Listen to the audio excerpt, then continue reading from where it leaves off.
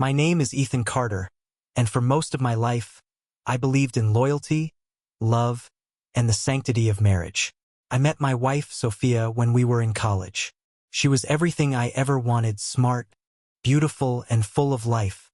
Together, we built a life that I thought was unshakable. But as I would soon learn, even the strongest foundations can crack when secrets and lies creep in. It all started with a feeling, an unsettling, gnawing sensation in my gut that something wasn't right. Sophia had become distant in recent months. First, I brushed it off as stress from her new job. She'd recently been promoted to a senior position at her marketing firm, and I knew the long hours and demanding workload were taking a toll on her. But there were little things I couldn't ignore. "Ethan, I have to work late again tonight," she said one evening, grabbing her coat as she headed for the door. She barely looked me in the eye. "That's the third time this week, Sophia," I replied, trying to keep my tone calm. "Are you sure everything's okay? You've been so busy lately." She hesitated for a moment, her hand lingering on the doorknob. "It's just work, Ethan. I'll be home late. Don't wait up." And with that, she was gone. At first, I tried to convince myself that I was overthinking things.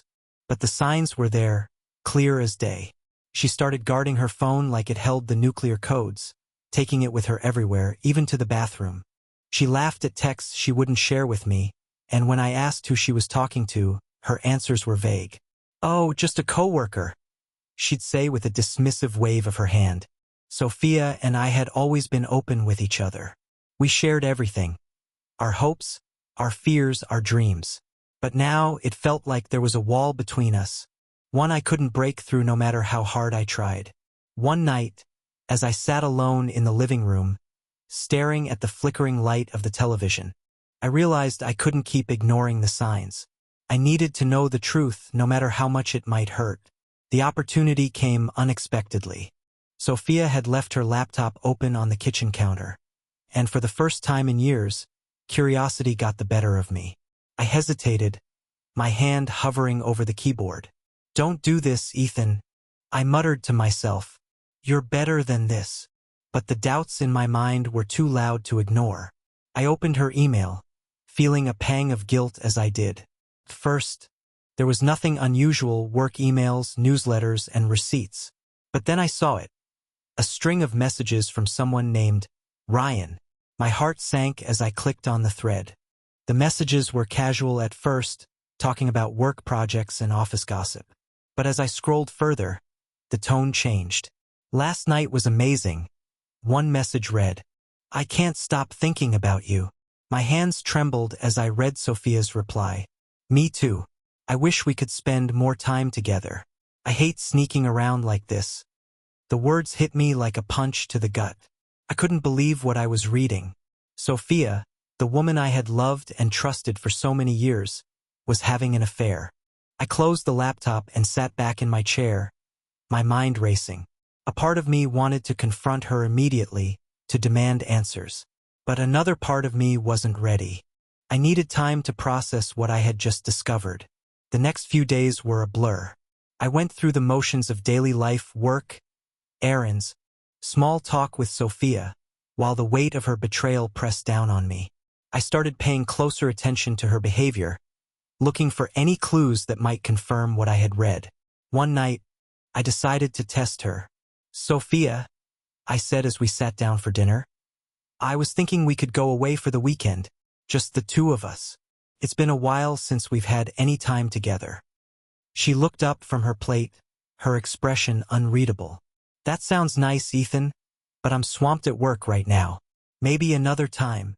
Her words felt rehearsed, like she had already prepared an excuse. I nodded, pretending to accept her answer, but inside, my suspicions grew stronger. I knew I couldn't keep living like this. I needed proof, something undeniable that would force her to confront the truth. That's when I decided to reach out to my old friend, Liam. Liam and I had been friends since high school. He worked as a private investigator, and though I hated the idea of spying on my own wife, I didn't see any other option. "Ethan, are you sure about this?" Liam asked when I met him at his office. "Once you go down this road, There's no turning back. I need to know, Liam, I replied, my voice firm. I can't keep living in the dark. He nodded, his expression serious. All right, I'll help you, but you need to prepare yourself for whatever we find. This isn't going to be easy. I left Liam's office that day with a mix of fear and determination. I didn't know what he would uncover, but deep down, I already knew the truth. The woman I loved was hiding something, and it was only a matter of time before her secrets came to light. As the days passed, Liam kept me updated on his progress. She's meeting him after work, he told me over the phone one evening. A guy named Ryan. They've been seeing each other for a while. Hearing his words made my stomach churn, but I couldn't stop now. I needed to see it for myself. The night Liam showed me the photos, I felt like my world had shattered. There she was, my wife, holding hands with another man, laughing and smiling as if she didn't have a care in the world. I stared at the images, my heart pounding in my chest. I can't believe this, I whispered. I'm sorry, Ethan, Liam said, his voice filled with sympathy. I know this hurts, but at least now you know the truth. I thanked him and left his office, clutching the envelope of photos like it was a ticking time bomb. When I got home, I sat in the dark, staring at the evidence of Sophia's betrayal. I knew I had a choice to make. I could confront her, demand answers, and try to salvage what was left of our marriage. Or I could walk away, leaving behind the life we had built together. But one thing was certain, nothing would ever be the same again. The days following my discovery were some of the hardest I've ever endured. Every time I looked at Sophia, every time I heard her voice, felt like a knife twisting in my chest. I wanted to scream at her, demand an explanation, but I couldn't bring myself to do it. Not yet. Instead, I played the role of the loving husband, pretending nothing was wrong. I needed time to think, to plan my next move. Confronting her without a strategy felt reckless, and I wasn't ready to let her lies dictate my actions. One evening, as we sat on the couch watching a movie, I glanced at her out of the corner of my eye. She was scrolling through her phone, her face lit up by the screen. She smiled faintly, the same smile she used to give me. Who are you texting? I asked casually, forcing my voice to sound light. She didn't even look up. Just work stuff. You know how it is. I nodded, pretending to accept her answer, but my chest tightened. The lies came so easily to her now. I started paying closer attention to her routines. She left the house earlier than usual some mornings, claiming she had early meetings. Other nights, she came home late, blaming client dinners or deadlines. I didn't believe a word of it anymore. One night, I decided to follow her. It was a Friday, and she had told me she'd be working late. Don't wait up, she said as she kissed me on the cheek and grabbed her purse. As soon as she left, I grabbed my keys and followed her car at a safe distance. My heart pounded as I tailed her through the city streets, my mind racing with possibilities. She didn't go to her office. Instead, she pulled into the parking lot of a small, dimly lit restaurant. My stomach churned as I watched her get out of the car and walk inside. Moments later, a man joined her. A tall, dark-haired guy who looked to be in his early 30s. He greeted her with a hug that lingered just a little too long. I clenched the steering wheel, my knuckles turning white. That must be Ryan, the man who had stolen my wife. I stayed in the car, watching them through the restaurant's large windows. They sat at a corner table, leaning in close as they talked. Sophia laughed at something he said, her hand brushing against his. It was a scene straight out of a romantic movie, but it felt like a nightmare to me. I wanted to storm into the restaurant, confront them right then and there, but I held back. This wasn't the time. I needed to stay in control, even if every fiber of my being was screaming for revenge. When she came home later that night, I was sitting at the kitchen table, pretending to read a book. Hey, she said, dropping her purse on the counter. You're still up? Yeah, I replied, keeping my tone neutral. How was work? Exhausting, she said with a sigh. I'm going to take a shower and head to bed. I watched her walk away, my mind spinning. How could she lie so effortlessly? How could she come home to me after spending the evening with another man? The next day I called Liam. I followed her last night, I told him. And? He asked. She met him at a restaurant. They looked comfortable. Too comfortable. Liam sighed. I know this is hard, Ethan, but you need to stay calm. Rushing into a confrontation won't help you. Let me do some more digging. If you want to confront her, you'll need more than just what you saw. He was right, of course. As much as I hated waiting, I knew I needed to be patient. Over the next week, Liam continued his investigation. He sent me photos of Sophia and Ryan together at restaurants, in parks, even leaving a hotel. Each image felt like another dagger to the heart, but I forced myself to look at them. I needed to face the truth, no matter how painful it was. One evening, Liam called me with new information. Ethan, I think you should hear this, he said. What is it? I managed to get some audio recordings. They're not great quality, but you'll get the gist. He sent me the files, and I listened to them alone in my car. Hearing Sophia's voice, so warm and familiar, speaking to Ryan with such intimacy made my blood boil. I hate lying to Ethan, she said in one recording. But I don't know what else to do. I can't leave him. Not yet. Why not? Ryan asked. Because it's complicated. He's a good man. He doesn't deserve this. Then why are you still with him? Ryan pressed. There was a long pause before she answered. I don't know. Her words echoed in my mind long after the recording ended. She didn't know. That was her excuse for tearing my life apart. I sat in the car for what felt like hours, staring at the dashboard. Part of me wanted to confront her immediately, to throw the evidence in her face and demand answers. But another part of me wanted to walk away, to leave her and her lies behind without giving her the satisfaction of an explanation. When I finally went back inside, Sophia was in the living room, scrolling through her phone as usual. She looked up and smiled at me, the same smile that used to make my heart skip a beat. Hey, she said. How was your day? I forced a smile. It was fine, but it wasn't fine. Nothing was fine anymore. And as I sat down across from her, I realized that I couldn't keep pretending. The time for confrontation was coming, and when it did, there would be no turning back. The days felt heavier now, each one dragging on as I carried the weight of what I knew. I hadn't confronted Sophia yet, but the truth simmered beneath the surface of every conversation. Every glance, every forced smile. It was like living with a stranger who had stolen the life I thought we shared. I spent hours replaying the audio recordings Liam had given me, staring at the photos he'd taken, and trying to piece together how we had gotten here. How had I missed the signs? How had I let this happen? One evening, I decided I couldn't keep this to myself any longer. I needed to talk to someone. I called my sister, Claire. She'd always been my rock, the one person I could count on to give me honest advice.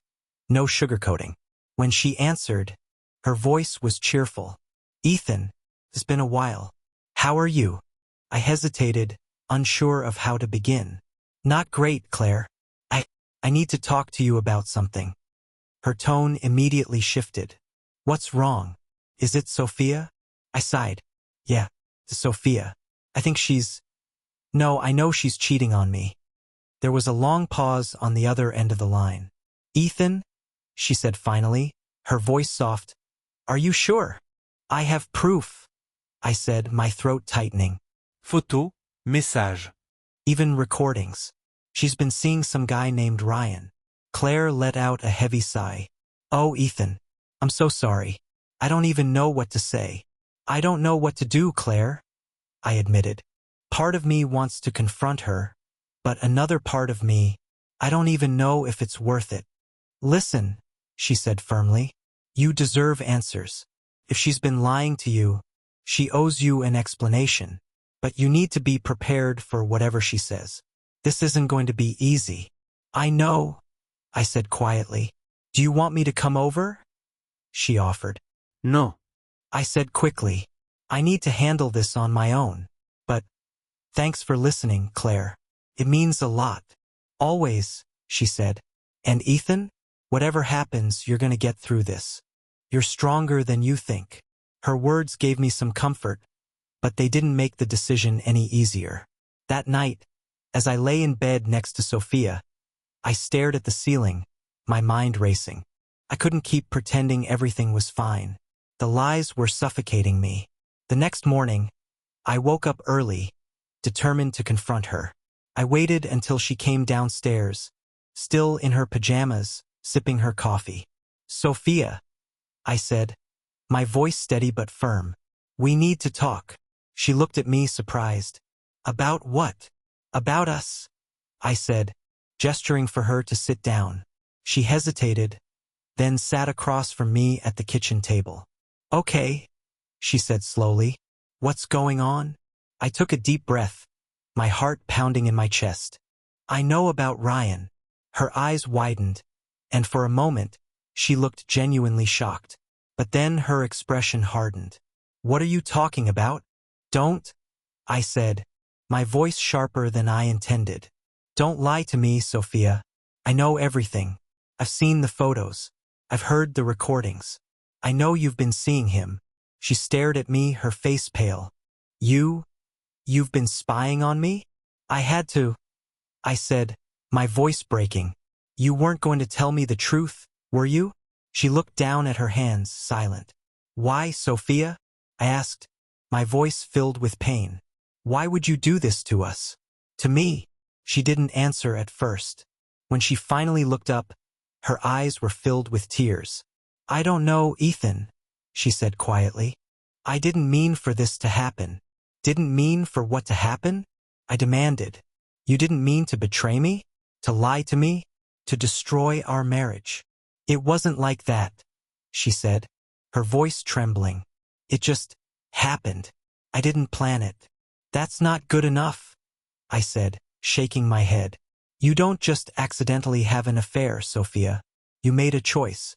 Over and over again, you chose to lie to me, to sneak around behind my back. How could you do that?" She wiped her eyes, but the tears kept coming. "I don't have an excuse, Ethan. I know I hurt you, and I'm sorry. I'm so sorry." "Sorry," I repeated, my voice rising. "You think sorry is going to fix this? Do you even understand what you've done?" "I never wanted to hurt you," she said, her voice barely above a whisper. "But you did," I said, my voice cold. "You didn't just hurt me, Sophia. You destroyed everything we built together. Everything I thought we had." She looked away, unable to meet my gaze. "Do you love him?" I asked, the words catching in my throat. She hesitated, and that hesitation was all the answer I needed. "Unbelievable," I said, standing up. "I gave you everything, Sophia. I trusted you, and this is how you repay me?" "I don't know what you want me to say," she said, her voice breaking. "I made a mistake. Terrible mistake. But I never stopped loving you, Ethan." I laughed bitterly. "You have a funny way of showing it." She reached for my hand, but I pulled away. "Ethan, please," she said, her voice desperate. "I want to fix this. I'll do whatever it takes. Just don't give up on us." I stared at her, my heart breaking all over again. "I don't know if there's anything left to fix," I said quietly. Without another word, I turned and walked out of the room, leaving her sitting there in silence. I didn't know where we would go from here, but one thing was clear. Nothing would ever be the same. The days after our confrontation were a blur. Sophia tried to act as if everything was normal, but the tension in the house was suffocating. Every conversation felt forced, every glance between us heavy with unspoken words. I avoided her as much as I could, throwing myself into work or spending hours driving aimlessly around the city. Anything to escape the crushing weight of what had happened. I wasn't sure what I was waiting for. Closure? Clarity? Forgiveness? None of it seemed within reach. The truth was, I felt lost, adrift in a sea of anger, betrayal, and heartbreak.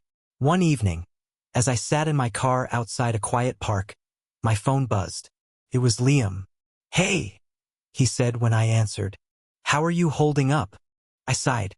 "Barely." I confronted her. And she admitted to it, I said, my voice flat. Said she didn't mean for it to happen, that she made a mistake. Liam was silent for a moment. Do you believe her? I don't know, I admitted.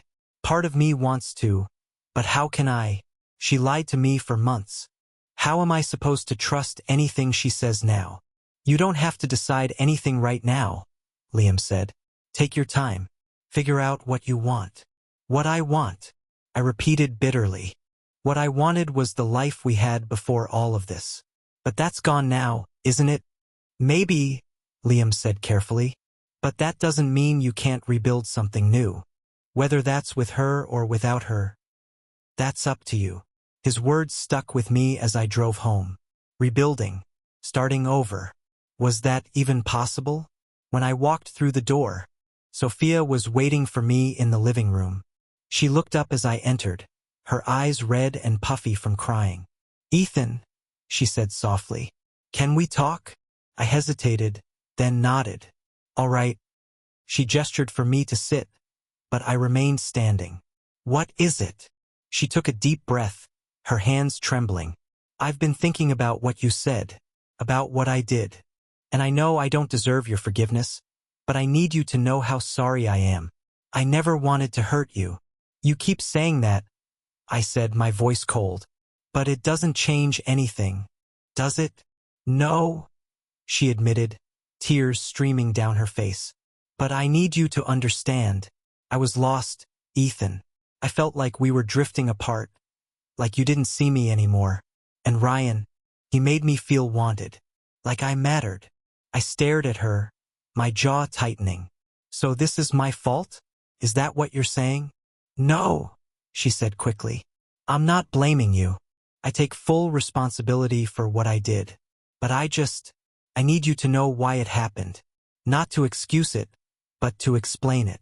I shook my head, anger bubbling to the surface. You could have talked to me, Sophia. You could have told me how you were feeling. Instead, you chose to lie to me, to betray me. How am I supposed to come back from that?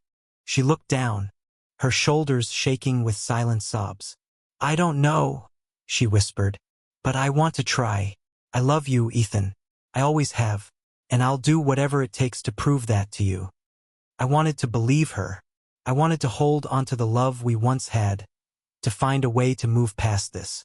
But the pain was too fresh, the wounds too deep. I need time, I said finally. She looked up at me, hope flickering in her eyes. I'll give you all the time you need. Just, please don't give up on us. I didn't respond. Instead, I turned and walked upstairs, leaving her alone in the living room. That night, I lay awake in bed, staring at the ceiling. Memories of our life together played in my mind like a cruel movie. Our wedding day, the vacations we'd taken, the quiet moments we'd shared. I wanted to hold onto those memories, to believe they still meant something. But they felt tainted now, overshadowed by her betrayal. The next morning, I made a decision. I needed space, time to think, to figure out what I wanted and whether I could ever forgive her. Sophia, I said as we sat at the breakfast table, I think we need some time apart. She looked up at me, her face pale. What do you mean? I'm going to stay with Liam for a while, I said. I need to clear my head, to figure out what comes next. Her eyes filled with tears. Ethan, please, don't go. We can work through this together. I can't, I said, my voice firm. Not right now. She didn't argue. She simply nodded, her hands trembling as she clutched her coffee mug. I packed a bag that afternoon and left the house without looking back. Liam welcomed me with open arms, offering me a place to stay and a shoulder to lean on. You did the right thing, he said as we sat in his living room that evening. Sometimes you need distance to see things clearly. I just don't know if I can ever forgive her, I said, my voice heavy with emotion. You don't have to decide that now, Liam said. Take it one day at a time. And so I did. Each day felt like a battle, a fight to reclaim some sense of normalcy, to find a way forward. I didn't know where this journey would lead me, but for the first time in weeks, I felt a glimmer of hope. Maybe, just maybe, I could find a way to rebuild. with or without Sophia. The weeks that followed were some of the hardest of my life. Living at Liam's place gave me the space I needed, but it also forced me to confront the silence, the quiet moments when my thoughts became too loud to ignore. I replayed everything in my mind, the lies, the betrayal, the confrontation. And yet, amidst the anger and heartbreak, there were still memories of the love we once shared. Sophia reached out a few times during those weeks. Her messages were short, careful, and filled with regret. "I miss you, Ethan. Please let me know if you're ready to talk. I'm seeing a therapist. I'm trying to understand why I did what I did. I hope you'll give me a chance to show you I can change. I'll wait for as long as it takes. I love you." I didn't respond to most of them. I wasn't ready, but her words lingered in my mind, and I couldn't ignore the effort she was making. Liam, as always, was my sounding board. One evening, as we sat on his balcony overlooking the city, he handed me a beer and said, "You've been quiet lately. What's on your mind?" I sighed, staring at the skyline. "I don't know if I can forgive her, Liam, but at the same time, I don't know if I'm ready to let go of her either." He nodded, taking a sip of his drink. "Forgiveness isn't about forgetting what happened. It's about deciding whether the person who hurt you is worth the effort to rebuild. Only you can answer that." His words stuck with me. That night, I lay awake, staring at the ceiling, thinking about everything. I thought about the life we had built together, the promises we had made, and the person Sophia used to be. I thought about the pain she had caused me, but also the moments of joy and love that had defined our relationship before it all fell apart. The next morning, I made a decision. I texted Sophia, "Can we talk?" She responded almost immediately, "Yes, anytime. Just tell me when and where." We agreed to meet at a small park near our house, the same park where we used to go for walks when we first started dating. As I sat on a bench, waiting for her, my heart raced. I didn't know what I was going to say, but I knew this conversation would determine the future of our relationship. When she arrived, she looked nervous, clutching her hands together as she approached me. "Hi," she said softly. "Hi," I replied, gesturing for her to sit down. For a moment, neither of us spoke. The silence was heavy, filled with everything we wanted to say but didn't know how to. Finally, I broke the silence. "I've been thinking a lot," I began, "about us, about what happened, and I need to know, why, Sophia? Why did you do it?" She took a deep breath, tears welling up in her eyes. "Ethan, I've asked myself that question 1,000 times, and all I can say is, I was selfish. I felt like I was losing myself, like I wasn't enough anymore. And instead of talking to you, instead of trying to fix things, I made the worst mistake of my life. I betrayed you, and I hate myself for it." Her voice broke, and she wiped her eyes. "I know I don't deserve your forgiveness, but I want you to know that I'm working on myself. I've been seeing a therapist, trying to understand why I let this happen. And if there's even the smallest chance that we can fix this, I'll do whatever it takes." I listened to her, my emotions a whirlwind of anger, sadness, and something else I couldn't quite name. "Do you still love him?" I asked, my voice steady but firm. She shook her head immediately. No. "It was never love, Ethan. It was a distraction, a way to escape from the problems I didn't want to face. But it wasn't real. What we have is real, and I'll spend the rest of my life proving that to you if you let me." I looked away, staring at the trees swaying gently in the wind. "I don't know if I can ever trust you again," I admitted. "You broke something in me, Sophia, something I don't know if I can fix." She reached for my hand, but stopped short, as if afraid to touch me. "I know," she said quietly, "and I'll understand if you can't. But I want you to know that I'll never stop trying to make it right." For a long time, we sat there in silence. Finally, I stood up. "I need more time," I said. She nodded, tears streaming down her face. "Take all the time you need. I'll wait." As I walked away, I felt a strange mix of emotions: relief, sadness, and a glimmer of something I hadn't felt in weeks: hope. The truth was, I didn't know what the future held for us. Maybe we could rebuild what we had lost, or maybe it was too broken to fix. But for the first time since this nightmare began, I felt like I was starting to find my way again. And no matter what happened, I knew one thing for certain. I would come out of this stronger. Whether it was with Sophia by my side or on my own, I would rebuild my life, one step at a time.